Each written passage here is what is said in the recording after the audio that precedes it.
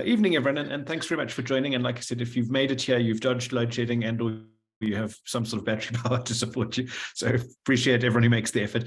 I have two cases. Instead of talking directly about HIV, what I've got is two cases that you do see not infrequently, so it's pretty commonly in HIV, but it's something that I think if we upskill ourselves about these other two infections, which are related in some way to HIV, or at least worsened by HIV, then I think that all of our clinical management can get better with these things. So I'm going to show you the first case, and we're going to treat them as unknown cases. And then what I'm going to do is stop at 2 points. One is just to ask what you guys think, and you can type it in the chat as you go.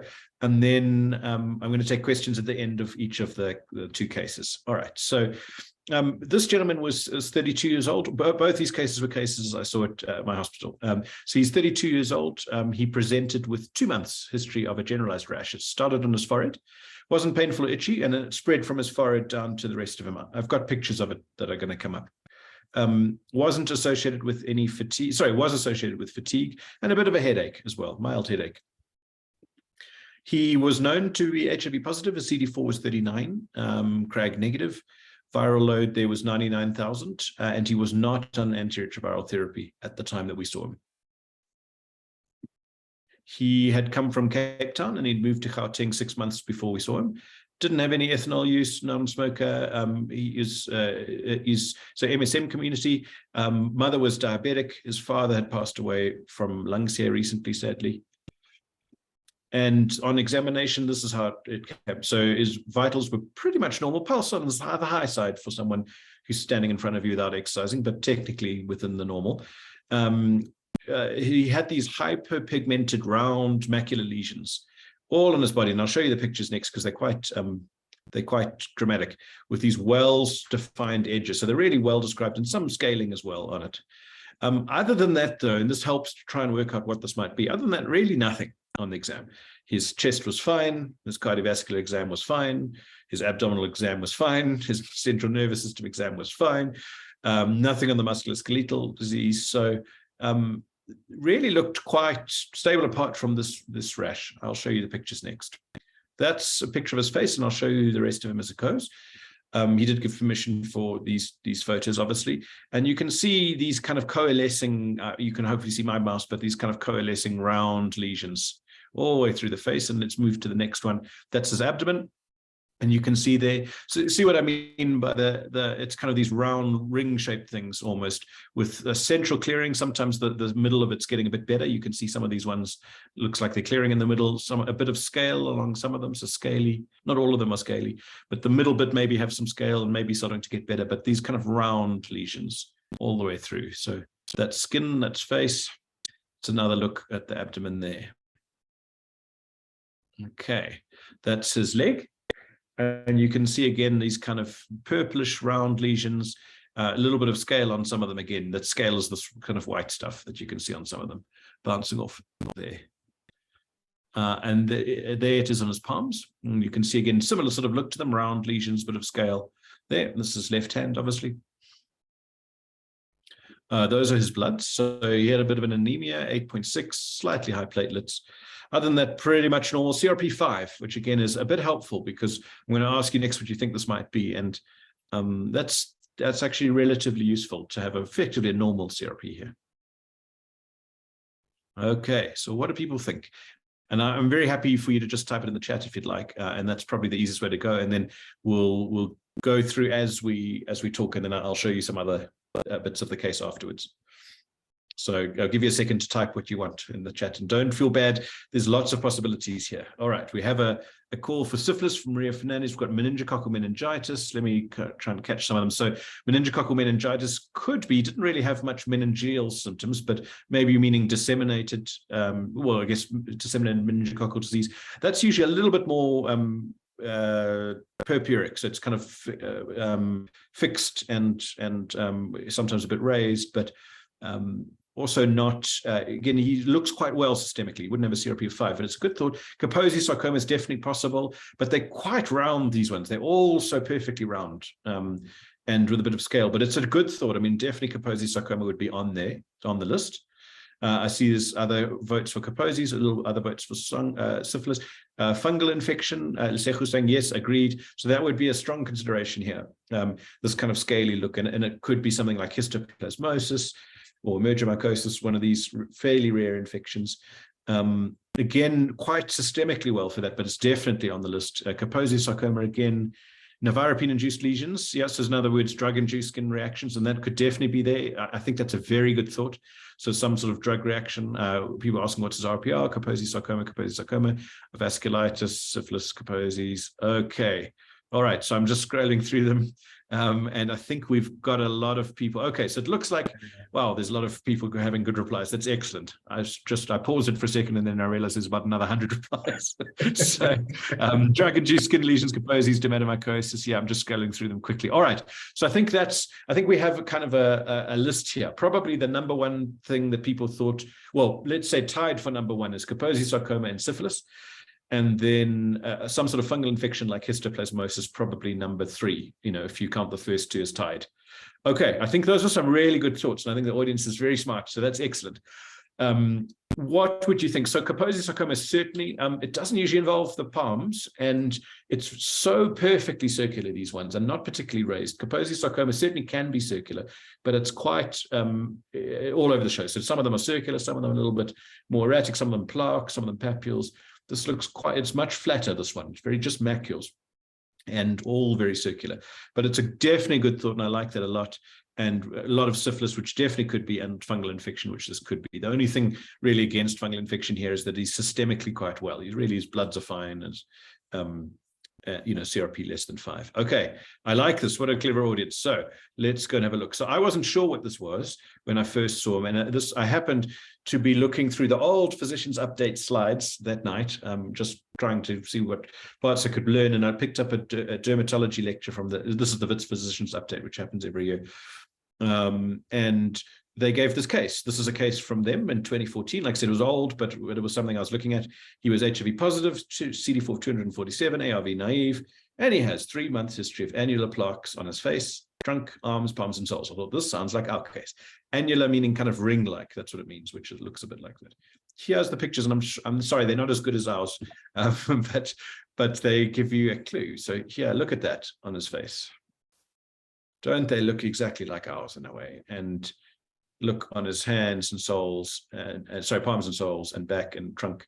Again, this kind of annular look with some scale on it all the way through. And I thought, whatever this is, it's the same. And look there on the soles there, which is useful, by the way. Not a lot of rashes involve the palms and soles. And one of the very prominent causes, probably the most important one of things that involve the palms and soles, is this.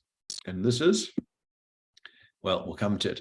So we did a biopsy of it, and it showed really not particularly helpful. One big thing it at least could rule out was a drug reaction, because it definitely could be a drug reaction.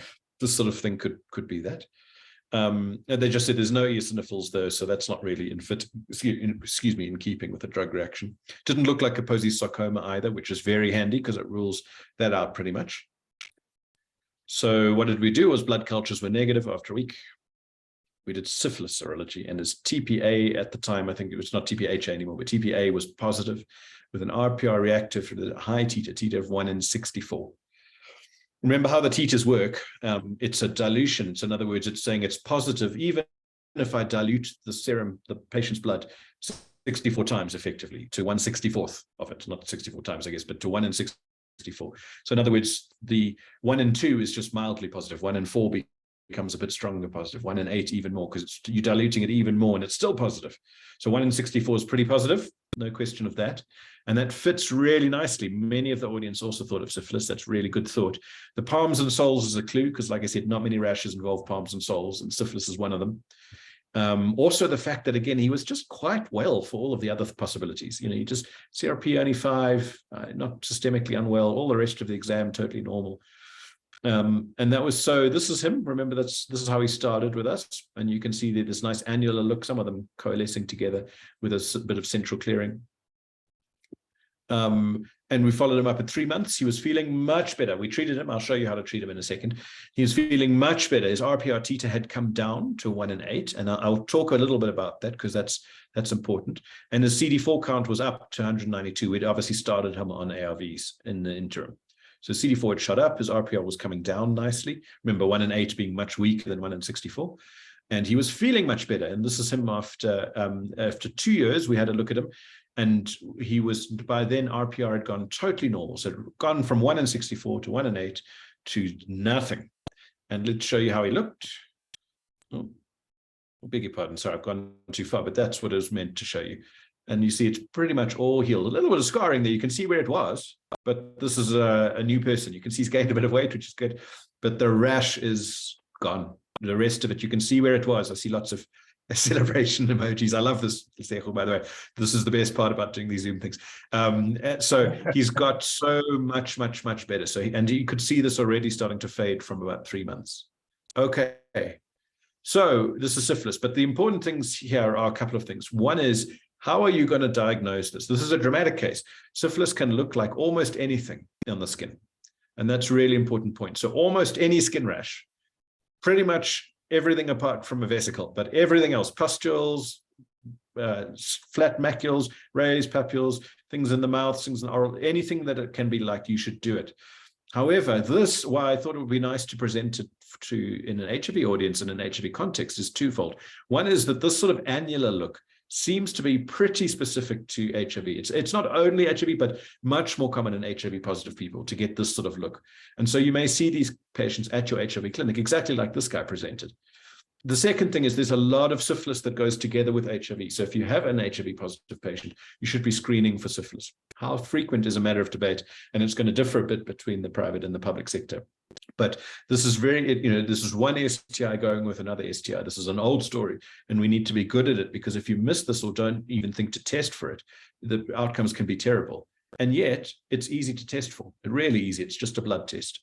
So just remind yourselves, this is just, sorry, my handwriting on here, trying to be as neat as possible, but just to remind yourselves roughly of the course of syphilis, just so that you can be kind of aware where we're sitting. There's primary syphilis, which is the chancre, right? So that's what you get initially. That's at the site where the spirochetes get in. So you have sex, you get a chancre, painless sort of ulcer on, say, the penis or the anus or the vagina or whatever part is being used. And then that will go away with treatment. So even without treatment, it will go away. But if you give treatment, it go away a bit quicker, and it prevents transmission, and it prevents progression to secondary syphilis. But even if you do nothing, it'll go away. Many people don't present for care at that point because it's painless. So if they're worried about it, they may present. But if they're not, and they just think, I'll ride this out at home, it does get better with time. And so many people don't present. But if they do, here the serology may be negative. So the blood test may be negative in primary syphilis if it's very early. So it's really a clinical diagnosis. You see it, you see the ulcer, and according to the standard guidelines from the Department of Health and even the HIV Clinical Society now, really you just treat that. You treat that for syphilis. About a quarter of them then go on to secondary syphilis. Secondary syphilis is really the bad one, where you present with these rashes like this guy. So this guy had secondary syphilis. And you may have oral ulcers, you may have a bit of a headache. Remember, this guy actually did have a headache. It's quite common. Some alopecia, some hair loss, or alopecia rather, snail track ulcers in the mouth, hoarse voice, that kind of thing. But often they present as the rash, because that's the most obvious way of coming in. And the rash, like I said, if you're lucky, will involve the palms and soles. So when you do get a rash that you're not sure what to look for, really make sure you always have a look at the palms and soles. If it's there, it makes it much more likely it's syphilis. There are other rashes that involve the palms and soles, but not many. So your chances of it being syphilis go up quite a lot if you find it on the palms and soles. And then even if you do nothing, it goes away eventually. But obviously, it's much better if you can treat it, because then you prevent transmission and you prevent, well, not so much transmission, but progression. And if you do nothing, it becomes latent syphilis. So that's the ones when they present at the clinic and you do the blood test for syphilis and it's positive, but they have no symptoms. That's latent syphilis. And then very occasionally, about a quarter of them will go on to tertiary syphilis, where you get cardiovascular disease and very strange diseases of the nervous system, very funny old names, which you could never use anymore, things like general paresis of the insane and all these weird names. But basically, that almost doesn't exist anymore because of the amount of treatment that we get from antibiotics in our lives until this point. It's really mostly a pre-antibiotic era thing. So really what you need to know is this first line here, primary syphilis being the ulcer on the genital regions, secondary syphilis being this florid thing with teeming with spirochetes like this guy had with rashes. Obviously, though, the rashes don't have to look like this. They can look like a lot of other things. And then latent syphilis, when you just find it's positive syphilis on serology when you test it, but they don't have symptoms. Either way, you need treatment, though. Okay. Then there's the question of how do you manage this? Now, everything you need to know about management of syphilis, almost everything. People who know the topic would shout at me for saying everything, but almost everything you need to know about syphilis is on the slide in terms of treatment. Here are the questions or the issues as we go through them. Firstly, do you need to lumbar puncture them, patients? Because are you trying to rule out neurosyphilis? Remember, neurosyphilis, syphilis around the meninges or brain, you can't treat with the intramuscular penicillin. You just don't get high enough levels for it. So it's important if you think there's neurosyphilis to lumbar puncture them and check. However, so clearly if they have any neurology at all, if they have these terrible headaches, or if they've got meningism, or if they've got a cranial nerve palsy, or if they've got a stroke or anything like that, any old neurological symptoms, definitely you should lumbar puncture them. The question is, what do you do if they have no symptoms? Some people around the world say HIV patients should get a lumbar puncture even if they have no symptoms at all. It's controversial, though. There's not a lot of good evidence for it. I don't personally do that. I just treat and see. So I don't lumbar puncture them if there are no symptoms. But just be careful and make sure you ask a good history for symptoms. How do you treat it if it's not neurosyphilis? It's this intramuscular injection, 2.5 million units of benzathine penicillin for either 1 or 3 doses. So 1 if it's early syphilis, but let's go back, because remember what early latent syphilis is? It's within the first year, maybe 1 to 2 years, depending on which guidelines you look at. Now, that's hard to know, because how do you know when they got syphilis in the beginning? You often don't. If you do, though, they might say, look, I had a chancre last month, I had a painless ulcer, or, like in this case, he's clearly got secondary syphilis. Then you can often time it, but it's often best to time it from the primary, but you often don't know that. Or maybe you have a negative RPR that's 6 months old and now it's positive. Okay, so you know it's in the first year. Then you can just give 1 dose. If you're not sure, though, just give 3, right? 1, 2, 3 at different times, obviously, and then you're fully treated these guys. There's no resistance to penicillin when you treat syphilis. There are treatment failures, so you can fail, but it's not from resistance. Okay. And then to warn about this thing called the Jarisch-Herxheimer reaction. Now, that's a funny word of basically saying when you start to treat many of these patients, they may get worse temporarily, because what happens is you start killing these spirochetes, and then the body reacts and it really shoots up the cytokines. You get a big inflammatory response to the initial killing. It's a particular problem in the secondary syphilis like this guy, because that's when the spirochetes are the most numerous. That's when the syphilis is the highest. So when you start to kill it, you may get a kind of inflammatory reaction. And then you get sort of fevers, headaches, sometimes a bit of a rash, can feel a bit awful. It's safe. You can almost always just take Panado or something like that and it'll settle. But you should warn the patient about it, because if they don't know that it might happen to them, and it does happen, then they lose a bit of confidence in you as a doctor, because they think you've made them worse. It's not common, but it's worthwhile remembering to at least tell them. You might feel a bit worse. You might get a bit of kind of fevers and myalgias and headaches and rash. But if you do get that, don't worry. Just take some Panado, relax. It'll go away. It's always within the first day, basically, of treatment. So between 2 and 24 hours. And then how do you follow up RPRs? So this is where I was telling you. I remember I was telling you we'd come back to this part. Remember, he was 1 in 64. And then it was 1 in 8 about 3 months later, and then by 2 years, in fact, we missed the 1 year for some reason. I can't remember why, but I think he just missed coming back at that point. But it should be negative by about a year, maximum 2 years, but really 1 year should be negative. If it's not coming down, or if it goes up, like let's say it's 1 in 64, the next time you come in it's 1 in 128, it's got worse. Why? There's a couple of possibilities. One is you didn't treat right the first time. So you just didn't get the right treatment. Second is you might have neurosyphilis that you didn't pick up the first time. If it's neurosyphilis, it hides in the brain, and remember those intramuscular injections can't really reach it to the same degree. And so it's one cause of that RPR not coming down, because the body's trying to tell you, I still haven't got rid of the syphilis. And so at that point, you would do a lumbar puncture if the RPR hasn't come down, just to make sure it's not neurosyphilis.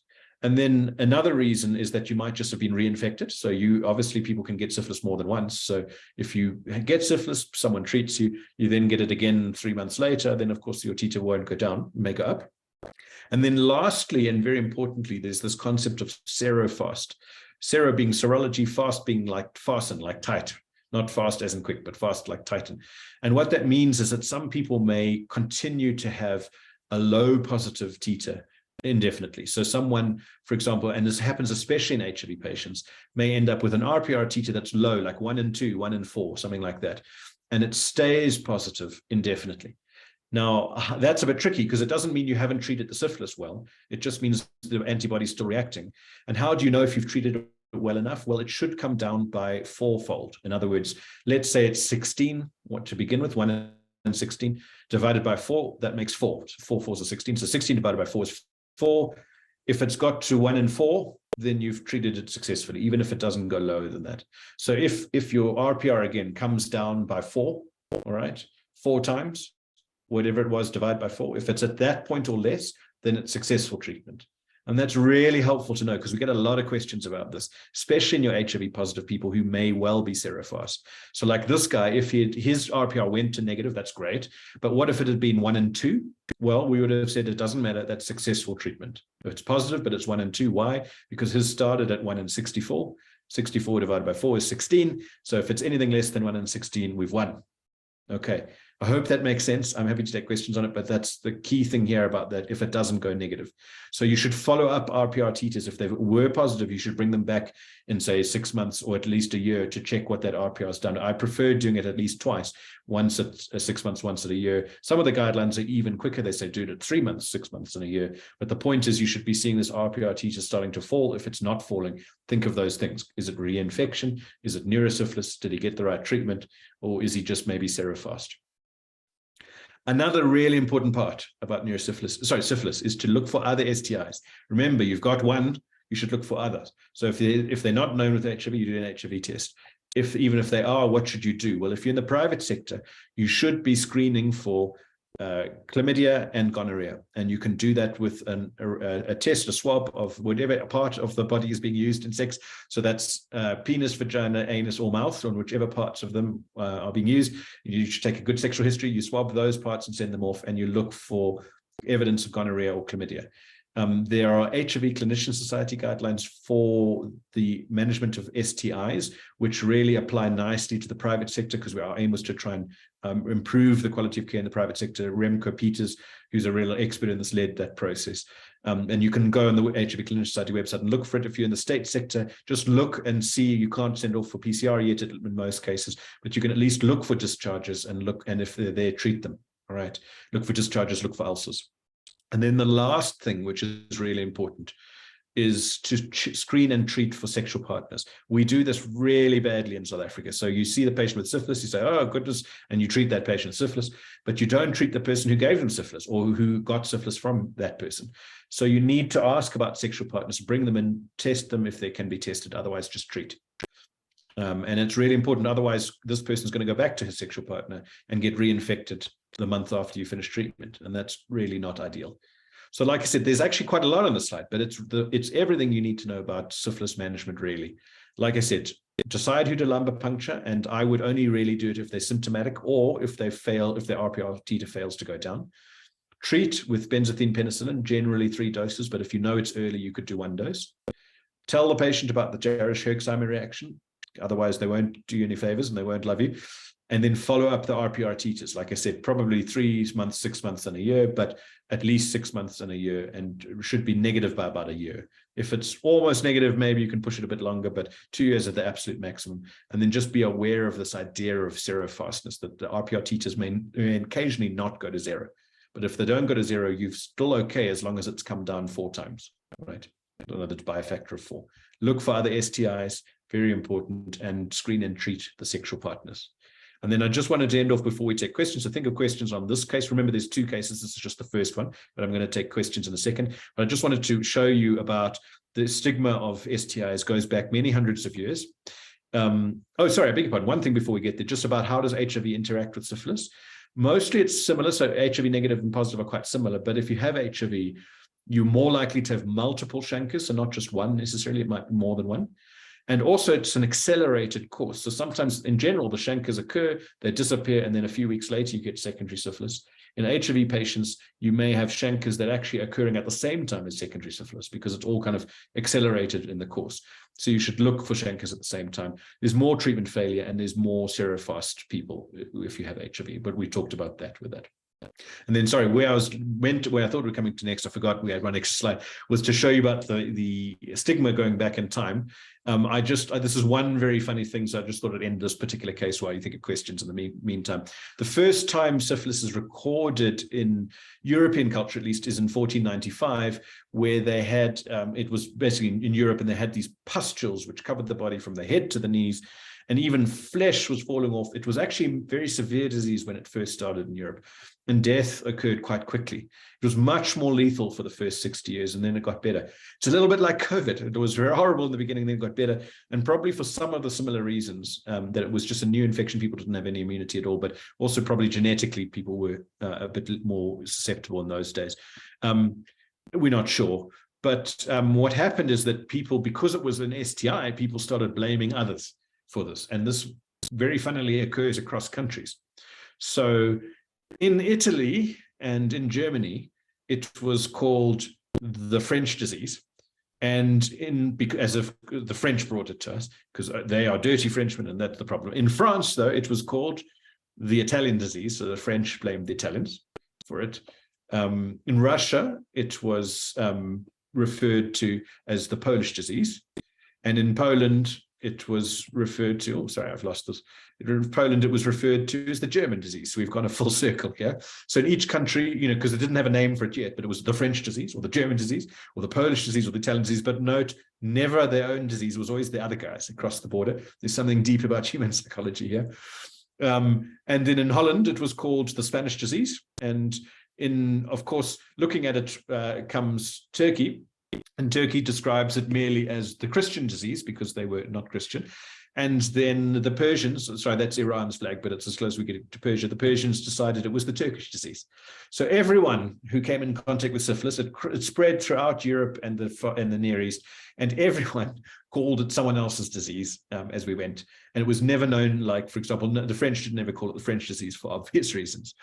It got a better name a few years later in 1530. It was actually, the name comes from a poem, and it was thought that it was punishment from Apollo, the god Apollo, for the disobedience of a shepherd called Syphilis, who was the first person to get it. And that was the sort of mythological origins of the disease, because no one actually knew where it came from. And it's very interesting. It almost certainly got to Europe from North America, from a disease that was related to syphilis there, that was carried back, the so-called Columbine exchange, for Christopher Columbus and Pinzon, who sailed with them. Remember that they were the people who left Spain, got to the Americas, and set up a colony there. Very controversial, obviously, but they obviously sailed back to Europe, and while they were there, picked up syphilis and sailed back across the ocean with it and introduced it there, because in fact some of the soldiers that had gone from Spain across to North America had come back, and some of those soldiers were used in some of the wars that were happening in Europe, and that's where it kind of spread.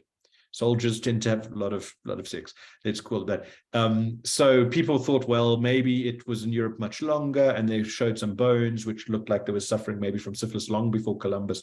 But in fact, the evidence is now pretty good.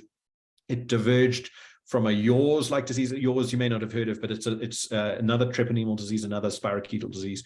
But they were able to show using genetics that it diverged. In other words, it originated syphilis in the Americas several thousand years ago. And then genetically, there's this bottleneck when they entered Europe around the time Columbus returned. So in other words, it dates back genetically thousands of years, but in the Americas, and then it gets to Europe almost exactly when Columbus returned. So it's very good genetic evidence that it was actually brought back to Europe from Columbus. What about the skeletons? Well, people looked at them and they thought, in fact, there was no good conclusive evidence that they showed syphilis, but we've got a lot of other evidence. There's skeletal evidence now showing there's initial spread through Europe, which is virulence compatible with the new disease. And again, most convincingly, I think there's genetics suggesting it started in the New World and was brought back. But anyway, everyone blamed everyone else, but of course it's a disease now throughout the world. No reason for blame, but good reason to treat. Okay, I'm going to take questions at this point. Remember, there's one other case, but I just wanted to stop at this point and just see how people were thinking. So I'm just going to read through the chat, and Lesejo, if you're happy with that, or if you want to ask any. I've sort of a group for you. Sure, perfect. Yeah, I think the commonest question is around the approach for patients who have penicillin allergy. And okay, good question. One will be around the neurosyphilis and the choice of antibiotics. Yeah. Okay, excellent. Yeah. So for the allergies, it's a very common question. So there's two things to know. One is when you get told you have a penicillin allergy, almost no one does actually have a penicillin allergy. So that's the first thing. 95% of people who say they're penicillin allergic are not. And the reasons are two. One is that they may not ever have been penicillin allergic, like they swallowed something and got a rash and they blamed it on the antibiotic and it wasn't the antibiotic. Some people also outgrow it. So the first thing is to really investigate if there's truly a penicillin allergy. You can, if you're in a setting where you can get an allergy person to come and test them, they can test them pretty easily, but you may not be in a setting where that's available. And the second thing is to know how severe that infection, that allergy was. So if it's, for example, I got a bit of a rash, you could take your chances with the treatment and just give the standard treatment. If it was, I got anaphylaxis or something really severe, then of course, okay, then we don't want to try that risk again. Now, you could use ceftriaxone. The rate of cross-reaction between ceftriaxone and penicillin is under 1%. So again, unless it's a very severe infection, you could get away with that. If you really can't use any beta-lactams at all, so not ceftriaxone, not penicillin, then your options are two. One is you can actually, if you're in a hospital setting, you could put them in an ICU and desensitize them. And that really just means you give tiny amounts of penicillin and build it up. And within about a day, you can make them temporarily safe to give penicillin to. That's, again, quite rare and complicated, but otherwise the options are doxycycline, really. If it's normal syphilis, you can just give doxycycline, like not neurosyphilis, sorry, normal syphilis. I mean, not neurosyphilis.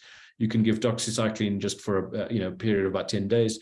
And that is enough usually. You get slightly more failures with that, but it's not bad. Neurosyphilis is hard though, because it's hard to treat that with doxycycline. You can try double dosing the doxycycline, but at that point it's very, very tricky and the failure rate's quite high. And it also doxycycline at high doses does strange things. So at that point, if you're trying to treat neurosyphilis in a penicillin allergic person, that's a time to phone for advice. Find your nearest infectious disease specialist or something like that and ask. But in general, those are the options. So you've got ceftriaxone, you can desensitize them, you can test them for it, you can interrogate that on history more, and if all else fails, doxycycline is your next bet. Thanks. I saw, maybe as a quick follow-up, I saw people referring to probenecid and amoxicillin as a combination. Yeah. Sorry. Yes, so that is another option. Failure rate's quite a lot higher with that. But it can be the probenecid basically keeps the penicillin hanging around a bit longer in the body, and the amoxicillin helps. So again, at that point, you're looking at quite an inferior treatment. In other words, it may work, but your rate of failure is higher, especially for the more severe forms of syphilis. Yeah. But that's, again, it's another option. But the problem is obviously if you're giving amoxicillin, you run the risk of the cross reaction with the penicillin if you're allergic. But that is a treatment that has been tried, definitely. Yeah. Yeah, and I think maybe answer the, because it seems like a lot of people are saying there's a shortage. I think I've seen it from 3-4 people, both in the private and maybe public, and it seems like penicillin is left for pregnancy, etc. Azithromycin, is it one of the options? You can, again, not as good. So I'm just pulling up the dose while we talk here. So again, it's more failure rates. Doxycycline is going to be your best option if you don't have penicillin. So I'm just looking, the dose they're recommending, so it's standard dose, 100 milligrams twice daily for 10 to 14 days. And that's going to be your best option because it's not a beta-lactam, it's not going to be allergic. And if you're short of drugs, which we often I agree, then doxycycline is your next best, but it's going to be kind of 14 days, 2 weeks of treatment, standard dose. And the problem, of course, with giving treatment that long is that people don't always finish the treatment. So it's not clear, but it's not as good, certainly, as penicillin. But, if that's what you've got, that's okay. And the good thing is, you know how to follow this up now. You can follow that RPR titer and check. And if it goes down nicely, then you've won. If it doesn't go down, then you consider different options later. Okay. And there were a number of questions about infectiousness, firstly, during the incubation period. but also during the sero fast, or so how long are our patients infectious, especially after starting treatment? So mostly you just really infectious in the primary syphilis, so with the chancre, because that's how it's getting from person to person. Secondary syphilis, in theory, the skin is full of spirochetes when you have a rash like this, but obviously it's pretty hard to catch it because you're not cutting his skin and rubbing it on your skin or something. So basically the people are transmissible to other people sexually, through contact, so sexually, and really only in the primary syphilis cases. Once you start treatment, it goes away quickly. A couple of days later, you should be non-infectious, but you'll see, because the ulcer will heal. So when the ulcer's healed, you're not infectious. Outside of having an ulcer, you're very unlikely to spread it to others. You can occasionally, for example, if you've got ulcers and secondary syphilis in the mouth that has spirochetes on them. So if you're having, say, oral sex or something like that, performing oral sex, then you can spread it that way. But it's quite uncommon. Generally, it's spread in primary syphilis only. And then, is there a specific reason why syphilis is not AIDS defining? No, it's a good question. So it's not an opportunistic infection in the sense that you're more likely to catch it or, directly in HIV. But the reason why you really have to know about it if you're an HIV clinician is, like I said, it goes along with HIV a lot. So it's not opportunistic infection in the sense like of the AIDS defining diseases where you just don't get them at all if you don't have AIDS. This is not like that. Of course, you can have it with your HIV negative, but it's really important to know if you manage HIV patients, because it goes along with it, because it's an STI and the STIs go together. And also because, like what I showed you that slide of all the differences and manifestations, like it's more aggressive, more chancres, more overlap between primary and secondary syphilis, more treatment failures, and also that serofast bit about it, which is much more common in HIV patients. So it's really important to know about an HIV, but it's not technically an opportunistic infection in the strict sense. And then regarding the timing, if you have HIV and syphilis, like in the case, do we start with ARVs? Do we treat syphilis first? It's a good question. We don't think you can really iris syphilis. Obviously, the Jarek-Herxheimer reaction is a little like an iris, but we don't think you can iris. So no, I would treat both at once. So certainly no reason to delay syphilis treatment, and I would start ARVs same day if you can. or as soon as possible thereafter. No reason to wait. But it's a really good question. It's a common question as well. Yeah. Okay. The last two questions. One is to say, if you suspect neurosyphilis, which tests can you request on an LP? Yeah, very good question. So I left it out just because it becomes really complicated quickly. But in essence, the short answer is this. You want two tests. The one everyone remembers is VDRL, the Venereal Disease Research Laboratory Test, VDRL. The problem with that is, while it's very useful if it's positive, it's only about 50% sensitive. So in other words, being negative doesn't rule it out.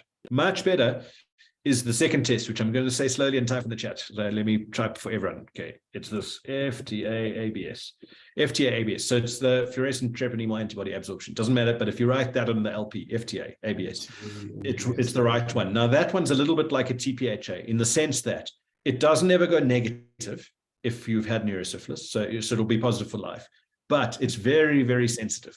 So if this is the first time this person's got neurosyphilis, that one is almost always positive. Whereas the other one, which I'm going to put next in the chat, VDRL, is only about 50% sensitive. So it's very helpful if it's positive, and it does go negative with treatment. So you can follow it up and watch it go negative. But many of them are negative, even if you do have neurosyphilis. So it's quite hard, unfortunately, neurosyphilis. But if you at least just remember which tests to do, those two there, then you can always ask and look up later how to interpret them. But if you at least just remember those ones, and everyone remembers VDRL, but it's in fact not as useful as the top one, the FTA-ABS, which is much better because it's much more useful. All right. So the last one is around monitoring, and specifically, I think the question is requesting the timing of repeating the RPR once the patient has completed treatment. Sure. So that for the private sector colleagues, have a look at the HIV Clinician Society because they have the guidelines out there. But for the public sector, we'd recommend at least 6 months and 1 year. You can do it even earlier. So 3 months if you can, 3 months, 6 months, and 1 year. The reason for doing it at 1 year is by then it should be negative, almost everyone. But the reason for doing it earlier than that is you want to see it at least starting to go down earlier, because if it's not going down, like for example, let's say we've got neurosyphilis and that's why it's not going down. You don't want to wait a year to find that out. So we want to do it at 3 months and 6 months to watch it start to go down, but we don't expect it necessarily to be negative at those points. We much prefer, so we're doing it early just to check that it's starting to come down, and then we're doing it at 1 year to check it's negative, basically.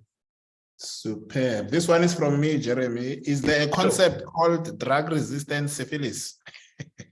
Good question. So you do get resistance. Yeah. Sure.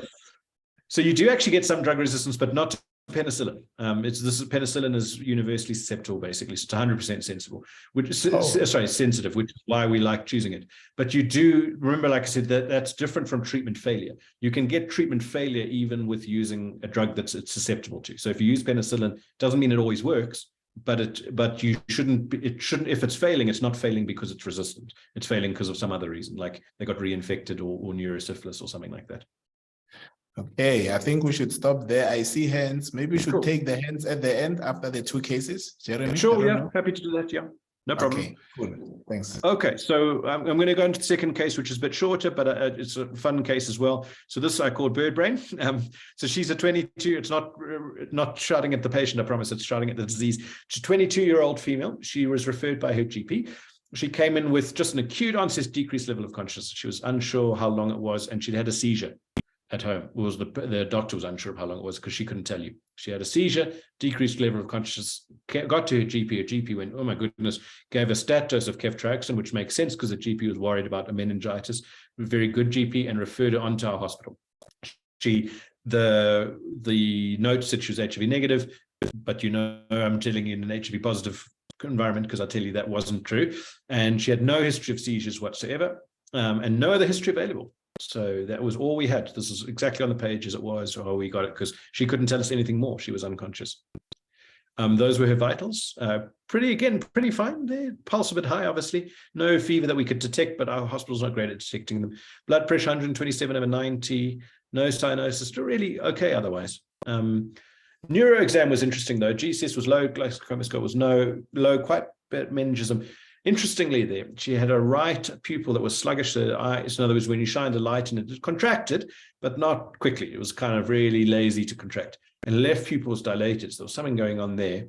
And then she was noted by the emergency officer, the casualty officers, having facial asymmetry, but otherwise moving all limbs and fine. And the rest of her exam was fine.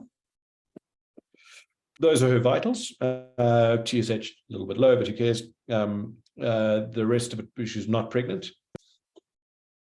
Look at that. She's HIV positive. I told you. The note said HIV negative, but I mean, again, people don't always admit it and the families don't always know. So, but she was definitely HIV positive, and CE4, in fact, was very low, 24. Her serum cryptococcal antigen was positive as well. And albumin was 31. Hepatitis B was negative here. Syphilis negative, thank goodness. And malaria negative for what it's worth. She gets a brain scan. The brain scan now, if you haven't seen a lot of brain scans, it's okay. What you should see is the sulci. So the gaps between, remember the gyri are the kind of the peaks of them, and then in between the valleys are the sulci.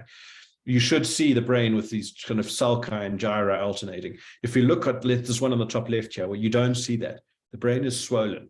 It's actually compressing. So the sulci are disappearing. Yeah. So you're not seeing the gaps in between those gyri of the brain. So again, it should be like a sort of like a letter M or like clouds. You should see the puffy bits and then in and out and in and out. Here, it's just all filled the whole space of the brain here. So there's cerebral edema. So she's generally edematous in the brain. So she's got some form of sort of encephalitis going on, you'd think. Okay. We did the lumbar puncture. Lumbar puncture just showed a few red cells. Not a lot, but some. Protein was pretty high though, 2.5, 2 and a bit. Glucose normalish, did not have cryptococcal meningitis, so that's handy. I know she was serum crag positive, but she wasn't positive in the brain, so that she didn't have meningitis. That's not, unfortunately, the answer here, even though we thought it might be, because obviously she's HIV positive, she's serum crag positive, she's presenting as decreased level of consciousness. You'd think best bet would be cryptococcal meningitis, but it's not there, wasn't true. Did blood cultures, didn't help.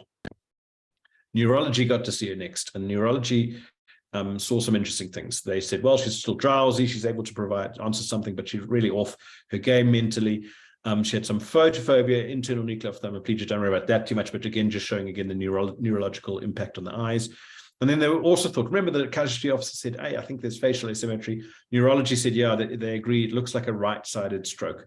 Left reflexes were more than the right, and outgoing planters on the left. So right-sided was CBA, but obviously left-sided hemiplegia. And then on the skin, the neurologist said, there looks like an old healing HSV lesion, herpes simplex, on the V1 distribution. That turned out to be really helpful. Neurologist wasn't quite right, but they found something very useful. I'll show you a picture of what he was looking at.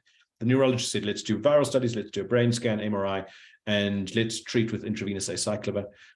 We had a look, we agreed, thought that was a good idea, and get ophthalmology and dermatology to have a look. That's what the neurologist was referring to. This patient's, again, just above the eye here, this part, these little sort of healed vesicles, right? Looks a bit like that there, a little bit here, a little bit there. He described it as healing HSV in a V1 distribution. V1 is the cranial nerve 5. So the V1 distribution is this part above the eye from the forehead. Okay. Here it is again. And helpfully as well, they said, in fact, over this right eye, here's the right eye. Remember, over top of it, there's this V1. But in fact, this right eye's got scarring. And it looks, ophthalmology says, as old herpes zoster scarring of this right eye. And both eyes had conjunctivitis, but there was scarring here just above where those vesicles were. And then suggest treating it that way. Okay, we're getting there almost. We leave that actually. Sorry, I'm just going to skip past the dermatology. Had a good thought, but it wasn't the right one. So let's. Oh, I've gone too far. Let me stop there for a second. So, what do you guys think might be the cause here? We have a lot of clues in this case so far. Based on how she's presented. She's HIV positive. She's coming with a low, she's basically encephalitis. And the CT brain is in keeping with that, just shows a swollen brain.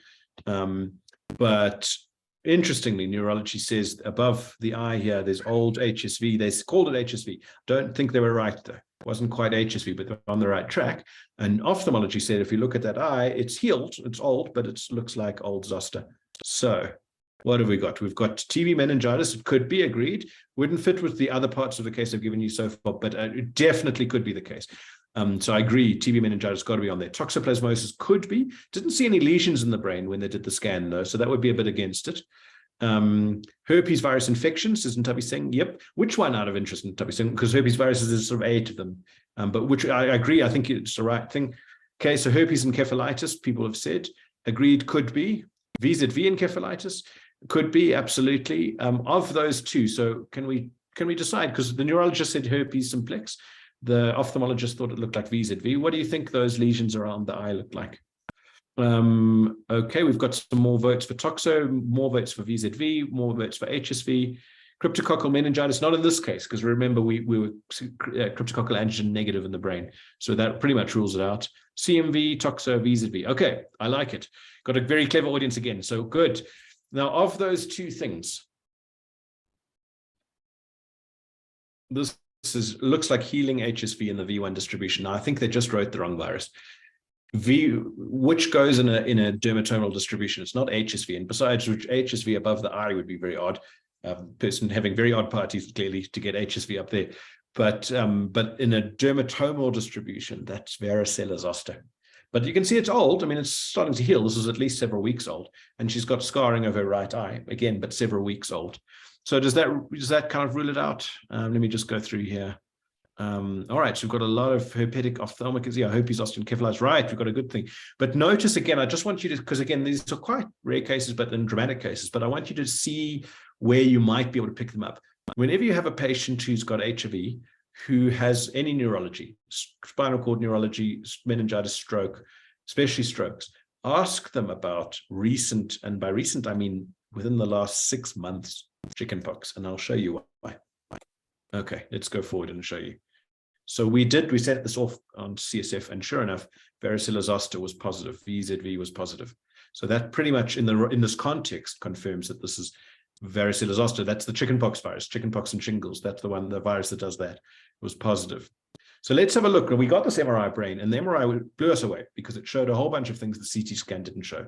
One is she started having a bleed in her brain. That's the white stuff here. Okay, technically in the left lentiform nucleus, but don't worry, it's the white stuff. That's what we're looking. We didn't see that, but and then we'll come to it. Then she's got a bit of subarachnoid hemorrhage. This is actually a sulcus, and it's filled, that white, that U-shaped, looks like a U on its side, that sort of, or backwards C, that shape there is actually the sulcus filled with, becoming inflamed, and you can see it like that. Remember, on her lumbar puncture, she actually had some red cells, only 160, they're not a lot. But between the LP and her MRI, she got worse, and she had a hemorrhage down there. She's got meningeal enhancement. Again, all of this is a sulci, again, all of the stuff, the white stuff here, leaking out as the meningeal enhancement, probably from the subarachnoid hemorrhage.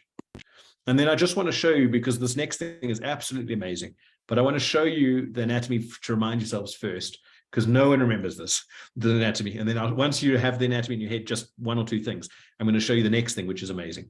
So here's what to see. Here's the superior sagittal sinus, where my arrows go. That's the one that's going at the top of the head around the back, okay, in the midline here. Superior sagittal sinus. Then it goes down here along the base of the brain to the transverse sinus. So it goes across here. It becomes the sigmoid sinus. Sigmoid's like S-shaped, and then down to the intenojugular vein, which goes back to the bloodstream. So again, superior sagittal sinus, transverse sinus around the side of the head here, sigmoid sinus deep here, and then down to the internal jugular. Okay, that's roughly here. Here it is. Here we go. Now, she's a very good patient, and just for you, she's agreed to turn her head. So let's have a look. Have a look here. This is all the vessels in her brain. And I'm going to get her in a second to turn her head so you can see them. But notice a few things. Here's that superior sagittal sinus, right? There it is, nicely shown. Here's the transverse sinus. Here's the sigmoid sinus, that S-shaped thing, and down to the internal jugular. So you can see them beautifully. Notice what you can't see though.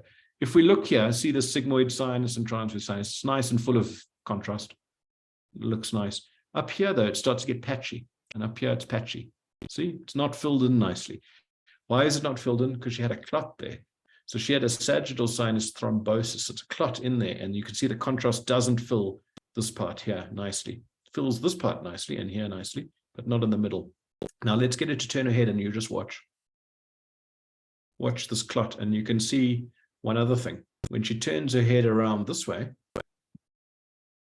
she also has a thrombus in the other transverse sinus. Let's pause it there. Here's the transverse superior sagittal sinus. Here's where the transverse sinus should be. And you can see just the top and the bottom of it, but it's filled with clot. Let's turn her head a bit here, this part. See, this other side's nicely full of contrast, this one not. And she turns her head. Let's get her to turn her head one more time because it's so impressive. So here you can see the sagittal sinus thrombosis. But let's again now look at the transverse sinus. Look here, it's filled in nicely. Here it's blank. Let her turn her head a bit more. Wait for it to come around the other side. And let's look again around here. Here's the transverse sinus on the right, left. On the right, nothing. All filled with clot. So she had a huge clot in her venous sinus thrombosis. So just think what's happened. She's got, in fact, there's a few more things to show you. So let's have a look. She also had a vasculitis. These are the cerebral vessels. This is the arteries now we're looking, not the veins, now the arteries. This side, you can see it coming nicely. This side where I've shown you the arrows, see it's pinched off, pinched off, pinched off. That's what she's got, arteritis. The arterial side is messed up.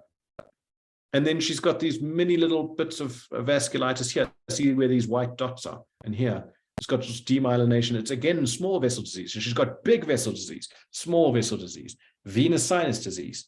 What else do you, and subarachnoid hemorrhage. She's got absolutely everything you could imagine that's wrong with the vessels. Arteries, veins, small, big, and even a subarachnoid hemorrhage to go along with it. So what happened to her? She was very slow to respond. She completed 3 weeks of acyclovir treatment. And we put at the time, so this was a few years ago, we put on a triplet, so the efavirenz-based therapy. We didn't have dolutegravir at that stage. We would obviously now have done that. And towards the end of the 3 weeks, I got nervous she wasn't waking up, and then I started wondering, is she encephalopathic from other reasons? Is she ever going to wake up? And literally on the last day of treatment, she woke up and she said, "Where am I?" She had residual decreased visual acuity in her right eye, but we knew that would happen because she'd scarred up her right eye already. And she had some hemiplegia, but she got a lot better. It was 4 out of 5 power on that right. So she could use it, but not nearly as good as, unfortunately, when she started. So this is a really dramatic example, but I want to teach you a few things with it. One thing about this is that Varicella zoster loves vessels. It can cause a pure encephalitis, it can go anywhere else, but it really loves vessels. It sits latently in the nervous system. When you get older, when you have HIV, and that's why it's so important to know about this in HIV, it reactivates, and it usually reactivates to cause shingles, which you all know what shingles look like. However, if it reactivates in the brain, you get stuff like what you saw today. And it loves the vessels. It can infect the brain directly, but it really loves infecting the vessels of the brain, which is exactly what you saw here. Small vessels, big vessels, veins, subarachnoid hemorrhage, all of those things in this particular one patient. So she's very good to learn from. We know that it's pretty rare, but it's well described that if you have shingles, your risk of stroke goes up, even if you're HIV negative. And for the first month, it's about 1.5 times, 1.6 times, and it goes up all the way up to 6 months later. So up to 6 months after you've had shingles, you're at risk of a stroke. Very, very, very important to understand that. So remember what I said to you. When an HIV patient has a stroke or something like that, or a spinal cord disease, which is not compression, it's like a transverse myelitis or something, but a stroke, for example, you've got to ask them, have you had chickenpox or shingles? And have you had them in the last up to 6 months or even longer? And if that's been in the last, say, 6 months, I just give acyclovir, I treat. You can always try and prove it's related to HSV afterwards, but you have to be aware that it's a big cause of strokes in HIV patients and well underdiagnosed. We have HIV patients that get a stroke, you think, it's the HIV. It's often not. It's often other things. One of the most common other things it can be is VZV. And I've shown you this very dramatic case because it's got absolutely everything you can see. But not all of them have everything like this. But it's really important to understand that strokes in HIV are often caused by Varicella Zoster. We've got some new data. A colleague of mine is doing a PhD on it, some fascinating data to support it. But this is even in HIV negative people, your risk of stroke goes up for up to 6 months afterwards, because again, loves the vessels. And it can cause any of these: ischemic strokes, hemorrhagic strokes, arteritis, aneurysm, subarachnoid hemorrhage, dissections, cranial nerve problems, venous sinus problems, spinal cord infarctions, peripheral thrombotic disease, all of the above. And we had almost all of them in this patient. And what does it do? Well, after it reactivates, so that above her eye was the shingles that were effectively that she had gotten a few months before. But that varicella zoster had moved into the arteries and the veins around this.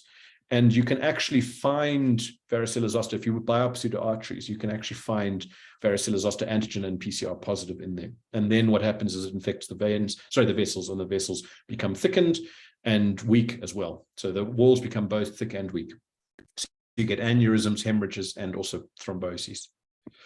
And like we said over here, this is really important. This is the most important slide on all of these, with the quibble about the last point maybe, but in a patient with recent varicella zoster zoster or varicella, so chickenpox or shingles, who presents with a TIA, stroke, altered mental status, or headache, always worry about VZV, and especially if they're immunocompromised like HIV. That's why it's so important to understand your HIV patients. So about 1/3 of them do not have varicella rashes. So if they do, that's great, and you should treat it with acyclovir intravenously if it's a stroke. But 1/3 of them will not have a rash at all. So they can have varicella even without the rash. And 1/3 of them have normal findings on LP. And you see this person's LP here had high protein, but apart from that, it was normal, no cells, nothing, and yet had florid VZV. And there's an average 4 and a bit month delay from zoster to neurological symptoms. So again, remember, it's months. It's not last week necessarily. It can be last week, but it doesn't have to be last week. It could be months before. How do you diagnose that? You need to lumbar puncture them and send for PCR. Now, I've put that it's positive at only 30%. It's probably better than that now with the more recent ones. It's probably up in the 70s and 80s, but it still can be negative even with it when it is VZV. But that's your best bet of doing it. So do the lumbar puncture when they have these strokes. And one of the things you should check for in HIV patients. So HIV patient with a stroke, always lumbar puncture them because you might be a meningitis like TB or cryptococcal meningitis. One of the things though to send off is VZV again. Okay, they can have aneurysms and bleeds. Only a handful of case reports. And again, some of these aneurysms actually get better with antiviral treatment. So you can see an aneurysm from varicella zoster. If you give acyclovir, some of them get better. There's only 3 cases in the entire world that have been shown about this venous sinus thrombosis. I've shown you the 4th. And they're all improved on acyclovir and anticoagulation. And then this is how to diagnose them. Really, I want you just to concentrate on the top part. You're going to send you're going to send CSF off for PCR for VZV. If you can send off, some labs will offer antibodies. If you do get them to VZV in the CSF, you should do them in the CSF and serum and compare the ratio. But that's and most labs don't offer that. So you're left with a PCR. PCR is not bad, it's the modern ones, but that's the way to diagnose it. Okay. I'm going to open to questions. But again, I'm showing you a very dramatic case. Most of the cases are not like that, but I showed you the most dramatic, so it sits in your brain. But the most important thing here is, like I said, is to understand that link between varicella zoster and strokes and other things like that in the brain, strokes and encephalitis and spinal cord issues, especially in HIV positive patients, because HIV patients battle to control varicella zoster. So it replicates for longer and disseminates more frequently. And then you get more of these infections. And if you think about that, like if you see an HIV positive patient with a stroke come in and you lumbar puncture them, do send off for VZV. I promise you'll start to find them. If you see enough of them, you're going to find them and you're going to make a huge difference if you treat them. So thanks very much. I'm very happy to take questions in a second. Yes. That was quite interesting, Jeremy. Real medicine, colleagues. I hope you have managed to learn something from the first and second case, and something that you can share with your colleagues tomorrow. So superb. Maybe Jeremy, let's start with the recent case, the one we have just completed. Someone was asking, with regards to the thrombosis and the management, are there specific treatment principles they need to follow in managing that? Yeah, it's very hard though. So for thrombosis in general in the brain, you actually don't treat all of them. It's very complicated. So it's often very helpful to open a neurologist. But for cases like this, when it's that severe, you would certainly consider antithrombotic. So you treat them like you treat a PE or a DVT. So in other words, you'd start with heparin and move them to warfarin, or if you're in the private sector, something like rivaroxaban. So that's there. But in these cases, it can be very tricky because remember, this patient also had a bleed. And now you anticoagulate them for that. So it becomes very, very tricky. I think in this case, the neurologist's advice was not to treat, because these thromboses do get better on their own. The patient wasn't particularly symptomatic from that thrombosis, and the patient had active bleeding in the brain. So we didn't want to anticoagulate anymore. But if it's purely the thrombosis, so there's no bleed and there's symptomatic, you usually would treat them, and it would be anticoagulate, obviously in addition to the acyclovir in this case.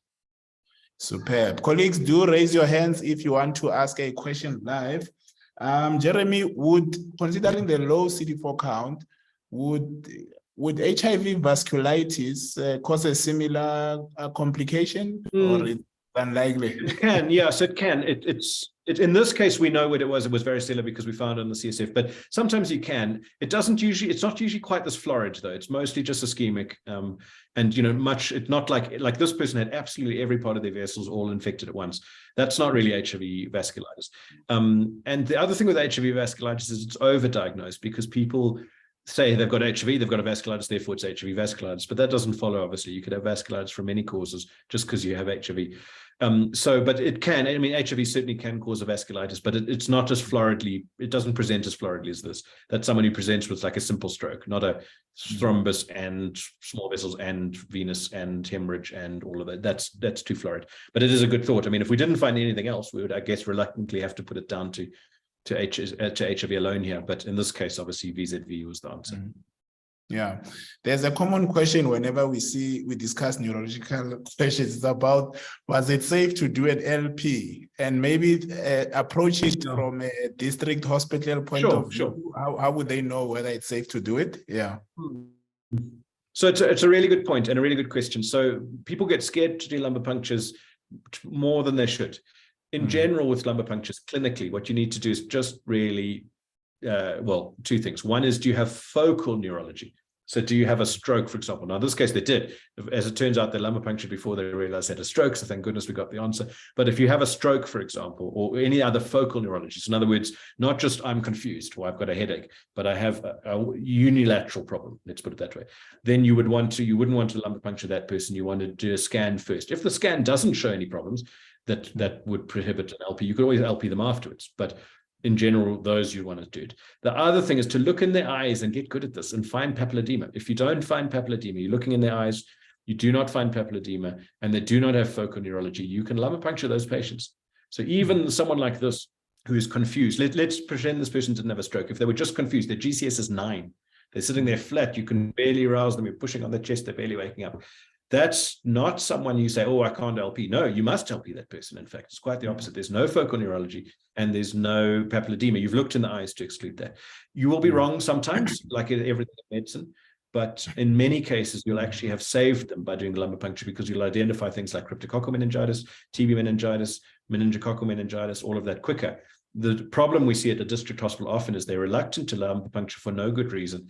And then you send the patient for a CT scan, which may take 2 or 3 days before the patient gets, because they may have to transfer to a different center and then come back, or there's a delay in the transfer. And by that stage, if they've got cryptococcal meningitis or something like that, they may be dead. So the key things, like I said, are focal neurology, focal, unilateral. In other words, like it may be in the face, maybe in the body, but one side, not both, focal neurology and papilledema. If you don't have either of those, you can lumbar puncture them. And like I said, I know that some people, especially in tertiary hospitals, still get nervous and they say, oh, we can scan. But in my hospital, I can get a scan quickly. If you can't, you can do a lot of damage by waiting to LP if you shouldn't be delaying. Superb. So there's a similar, a related question. Someone says, so where we don't have access to MRI and a specialist, what keywords should they use to get the patient accepted? Sure. So I think this a young stroke, so to speak, someone who's not, someone who's less than say 55 years old, something like that. This person is in their 30s. She's got a stroke. That should be a transfer in anybody's thing. Now I know people say, oh, but why? You know what? Swear at them if you need to. A young stroke should go to a tertiary hospital to get worked up, because they're not going to have a straight atherosclerotic stroke like most people will, right? If you are diabetic and hypertensive and you're 7 years old and you get a stroke, okay, you don't need to transfer all of those patients. That's likely a normal, standard stroke. You should still get a brain scan, but not say the same urgency. But someone who's 30 and has a stroke, you should be transferring them, because they will not have a normal course. That we know for certain, because the normal courses don't hit you when you're 30. So you need to find what else it is, and that requires a lot of investigations. Second type of strokes to transfer urgently are any strokes with a headache. Ischemic strokes are not painful because the brain doesn't have nerves that give you pain. So ischemic strokes, the typical thrombotic strokes, should not be painful. The patient may have a STRHEMI, they may not be able to talk, but they will not be painful. To get pain, it means you're stretching the meninges around the brain. How do you do that? Well, a bleed will do that, in which case you should be transferred, or a mass lesion. So it's not a stroke, actually presenting like a stroke, but you've got toxoplasmosis or you've got a tuberculoma or something like that. That, again, because of the mass effect, stretches the meninges, so you get pain. So headache plus stroke is another immediate transfer, because, again, it's not an ischemic stroke then. It cannot be. Ischemic strokes don't hurt. So that's a really key thing. And the last thing is stroke with low GCS, like this patient had. Again, a ischemic stroke will not give you low GCS. It's actually really interesting to think of. You can infarct your whole hemisphere and still be awake, right? You need both hemispheres to be involved before you start losing GCS, or technically the brainstem, but that's very rare. But in other words, an ischemic stroke should not blow your GCS. You may be aphasic, for example, because you've knocked out the speaking center, but you can still, you can converse and you can see everything, you can understand everything. You're not low GCS. Strokes with low GCS are the same thing as strokes with headaches. They imply that both cerebral hemispheres have been involved, either through hemorrhage or through a mass lesion. So you need to transfer them. So again, young strokes, strokes with headaches, strokes with low GCS. Those are the ones which you really need to push up the system to get urgent looking at, because they're not your standard stroke. Cool. So this question, I saw it several times as well. Does it matter which dermatome is affected in relation to cerebral involvement? Very good question. Yeah, very good question. So it's more common, as you can imagine, if it's cervical. So if you somewhere around here, you're more likely to have the neurological complications. The ones around the thorax are more likely to involve the spinal cord for the same reason. But in HIV positive people, you see much more disseminated disease than in HIV negative people. So that doesn't always apply. You could have shingles on your abdomen and then present with a stroke, because it's disseminated more, because, again, the HIV positive people battle to contain this virus. So it's definitely more common, strokes in the cervical region, if you've had zoster in the cervical region, but it doesn't always hold. If you've had shingles anywhere or chickenpox anywhere, just treat them with acyclovir. And remember one thing, that these guys, ideally, if you don't have intravenous acyclovir, start with oral as high as you can, the dose, but they need intravenous. So try and transfer them up the train, because you can't get enough orally to treat the brain for shingles and zoster to be there. Outside the brain you can, but not inside the brain. Yes, yes. And Doc, Jeremy, how did you approach the ART initiation? Did you again start same time? Yeah, so interesting one here. So again, there are some cases of VZV iris that have occurred. So, but it's unclear. Like it's hard to prove an iris always. So it's unclear in the literature. Here, I would probably wait a week or so. Certainly within 2 weeks. Treat them as an advanced HIV patient that you wouldn't want to wait more than 2 weeks for. But I think if you give acyclovir for the first week and then ARVs in the second week, that's probably okay. I will say, though, that we don't have a lot of good evidence. Other HIV experts may disagree and say, listen, we just want the quick control of the VZV as quick as possible, so we want to start today. They're not wrong. We don't have a good answer, I'm afraid. We don't have nice trials that'll tell us. But I wouldn't wait long. Put it that way. If you're going to wait, it's a matter of a week or so at most, and then start. Don't wait longer, because it does help to control the VZV if you have your immune reconstitution. Superb. Okay, Koroshi, which is I think probably the second last question, says, can you explain the high protein in the CSF?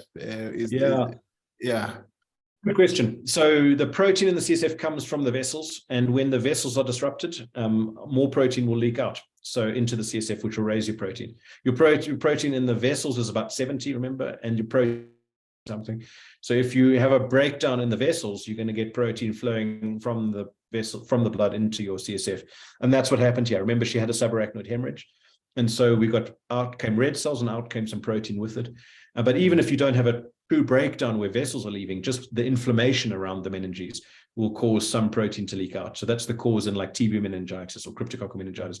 It's the protein leaking out of those blood-brain barrier due to inflammation. Superb. Hey, I didn't know you were going to go that route. that was very empowering. Okay, the scar, the scar is quite stigmatized. Sometimes even for me, when someone serves me, whether I'm paying at the spa, I see the scar. Does it ever disappear? This is what Bella is asking.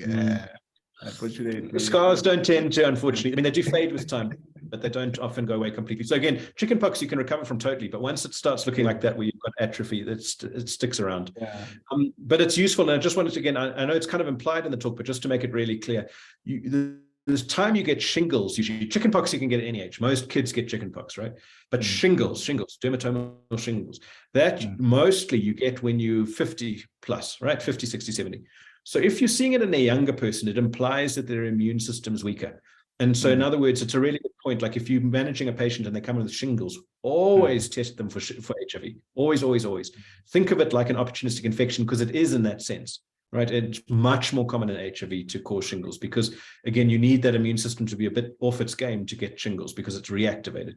So that's it's just kind of triggered a really good point just to remind everyone. Shingles in a young person, it means immunocompromised in some way, almost always. And the commonest cause in our country is HIV. So if you see shingles, do an HIV test. If you see chickenpox, do an HIV test, but especially shingles. Superb. Let's see if we can take one hand. Mubango, are you able to unmute? Yes, I did. Hello to everyone. Hi. My question was just related to the dosage of ceftriaxone concerning the first case that the Dr. Jeremiah presented. On which dosage should we treat the patient with neurosyphilis? Because when you use penicillin, it's a weekly dose for 3 weeks, 1 week if it's not severe. So which dose can we use for ceftriaxone for that patient, neurosyphilis? Okay. Very good question. So it's a common one, and it's actually lower than you think is the short answer. So if you're trying to treat meningitis, bacterial meningitis normally, like strep pneumo or meningococcus, it's 2 grams twice a day for adults. Obviously kids is different, you have to dose by weight, but for adults 2 grams twice a day. For neurosyphilis, it's actually very sensitive to these beta-lactams. So you can get away with 1 gram a day, or at most 1 gram every 2 days. So you can halve it at least, even, so much less than you would normally use for meningitis. If you use the meningitis dose, it's not a problem. I mean, it's pretty well tolerated and they're fine. So if you forget and use a high dose, it's fine, but you can get away with a lower dose. Yeah. All right, Jeremy, thank you for that. I have my question always, but before that, for the case in discussion, did we manage to reverse the stroke, the weaknesses? Yeah, It got a lot better, but it was still, so she had some residual stroke. So her power was about 4 out of 5 at the end. So, she could walk around, but with a limp, basically. So it did get a lot better, but it didn't recover completely, unfortunately. All right. I hear that I'm going to be appointed, Jeremy, as the Minister of Health very soon. So should I include the varicella vaccine as part of the adult or even for high risk populations? What would you recommend? Yeah, so that's really a question of only cost effectiveness. So it definitely works well, and it's a good plug. If you're over 50 or if you're immunocompromised in any way, you should get the Zoster vaccine. So there's chickenpox vaccine, obviously, which is for kids, right? We understand. That's part of our, well, it's not part of our EPI, but you can get it. But we're talking about people who've had chickenpox and want to prevent shingles. There's 2 shingles vaccines. They're excellent. They work really well. If you can afford it, you should get it if you're over 50 or if you're immunocompromised. Some guidelines are over 60, but certainly around that region. Why? Because you do not want shingles. Shingles is awful, and you can leave you with permanent pain. You can get the post-herpetic neuralgia, which can be horrible. Don't do that. Don't be crazy. Take it. However, your question for you as health minister is, well, is it cost effective? The state at the moment doesn't feel it's cost effective for just general population because it's an expensive vaccine, and the benefit doesn't save lives, but it does prevent a lot of morbidity. So I would take it. There's no question about whether it works, and is it safe? Absolutely, take it. But for the state, unfortunately, they've decided at the moment not even for children or adults. The chickenpox or Zoster vaccines. But it's only because they're expensive. If they were cheaper, we'd. Is it a live vaccine? Does it matter the CD4 and stuff? Yeah, it is. That's a good point. So it is a live vaccine. So we wouldn't want it in advanced HIV, but you can take it if you're HIV as long as your CD4 is, let's say, 200 or above. So once you're stable, you're not symptomatic, you don't have opportunistic infections raging, and your CD4's got up, then you can take it. Not advisable if you're very immunocompromised. So if you have, HIV uncontrolled, low CD4, you want to wait then until it's a bit better, and because it can occasionally cause disease as a live vaccine. Yeah. All right. Dr. Jeremy, thank you very much. This was very empowering. Colleagues, thank you very much for joining us this evening. I always say this is your spare time to spend with your families, but you opted to commit to professional development. So we really appreciate that. Dr. Jeremy, after all these cases, is the specific take-home points? I mean, from my side, I'm thinking... Yeah. So we've kind of covered them, but just to reiterate one more time. One is the syphilis. Please look for it, know when to test and how to follow up, and we've covered that. The second thing is with chickenpox and shingles in HIV. Know that it's much worse and that it can last in terms of neurological stuff for months afterwards. So ask about it. If an HIV patient comes with a stroke, ask about it. If they give you a history of that, treat before you even get the test.